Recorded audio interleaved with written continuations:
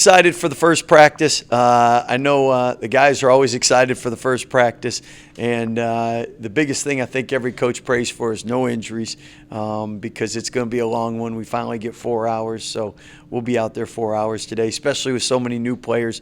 You're trying to get as much in as you can, and with us, there's a lot to get in and get ready for opening day, because you have a great first week to really see where you're at and test you.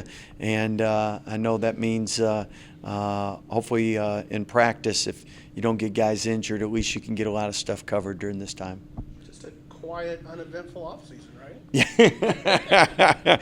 Well, I don't think there are off seasons, but the great thing is with the 4 hours now, especially with so much turnover that you have with your rosters, you really got to cover every scenario, because that first week you got to be ready to go when you're playing top 25 opponents.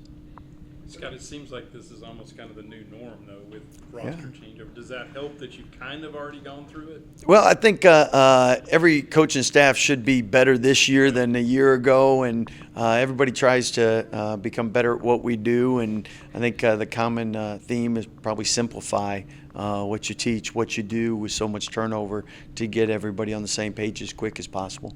How special is VJ?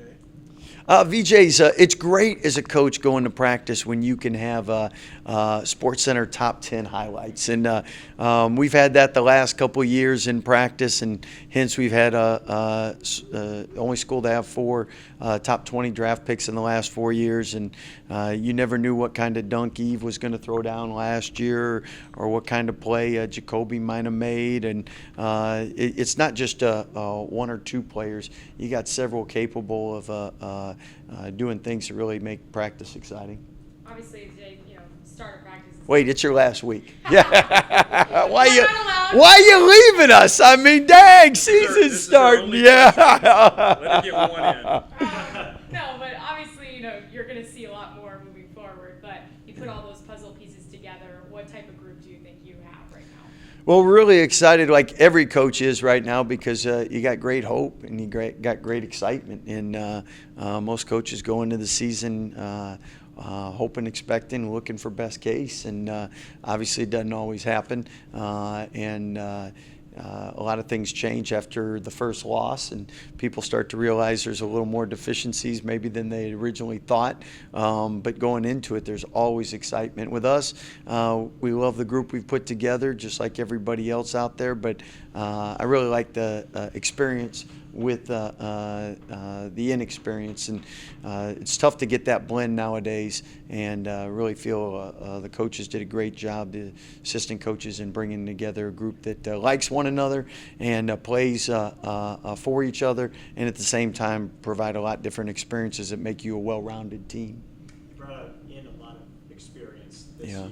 How do you feel like you guys did attacking, the transfer portal and bringing in that talent in addition, to the new faces? Yeah, couldn't be more blessed and satisfied with the people we were able to attract to the program. And anytime you're able to bring in people that have won at the highest level, been to Final Fours, been successful in college, and then you spend time working with them. They've been with great programs, been with great coaches, and they offer that experience and expertise. Plus, they can share with the young guys just what a special situation they have at Baylor, from the community to the professors to the support systems we have in place, and the facilities. A lot of times players listen to each other more than the coaches, which is normal with peer pressure you face in different things. And when those guys brag about the facilities, resources, and everything that Baylor University provides, as a head coach, you couldn't be more proud of your university. The guys talked about the opportunity at Gonzaga that awaits at the first game. Yeah, they I know we haven't released it yet, but yeah, I think guys are really excited with the possibility of Gonzaga in Arkansas in the first week, and we'll see how excited they are when we do all the conditioning to get ready for it. Coach, you've been coaching for a long time. Do you kind of feel that first week of practice? Do you kind of approach it the same way, or do you kind of try and do something different every year? Every year is different, and for instance, new group of players, and this year even more turnover than in past, and then with our staff more turnover than the past. So it's always exciting, a new year, and there's always change. This year quite a bit of change, which allows us to reset and try to do things different, better, and you hope it always works out, and you find out by the end of the year if it did.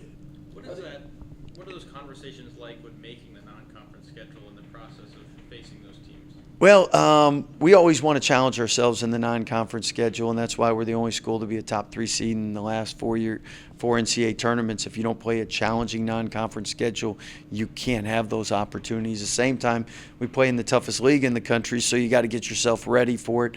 As far as who you end up with, each and every year it's different based on leagues going to 20 games, and that makes it harder and harder to get quality non-conference opponents. But we've been blessed and been able to, and hopefully that continues. About Langston, how's he coming along? Langston's doing well, progressing well, and he'll be in practice in a limited fashion today, and excited about the progress he's made. He's a hard worker, and if anything, he does too much rather than too little, and you love that as a coach. How excited are you to be able to bring in a guy like Jeremy as a transfer to have that level of experience at that level?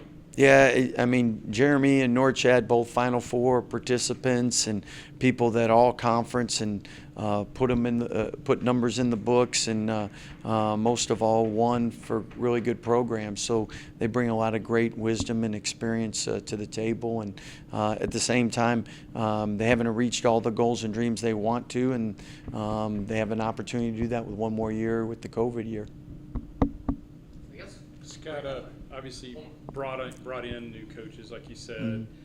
I know first week of practice, but how have those guys kind of meshed? And Just like the team, everybody in the beginning gets along, loves one another, excited about the possibilities, and then when you get that first couple losses or loss, that's when you really find out what group you have. But up to this point, couldn't be more pleased with them, and we have a staff that is really seasoned, experienced, and that makes it easy as a head coach, because they know what's expected and what's needed, because they've all been a head coach.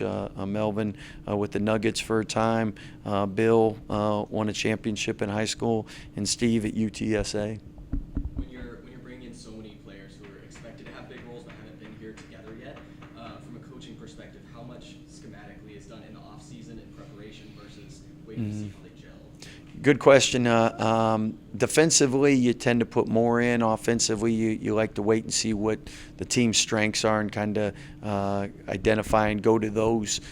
So, like, you're not going to put in your whole offense and all of a sudden find out, hey, wait, this guy's better off the ball or this spot, and so on and so forth. But you put in enough where you can get a read and start to figure out what's best for the team. All right. Thank you all. Thanks, Scott. Hey, thank you, guys.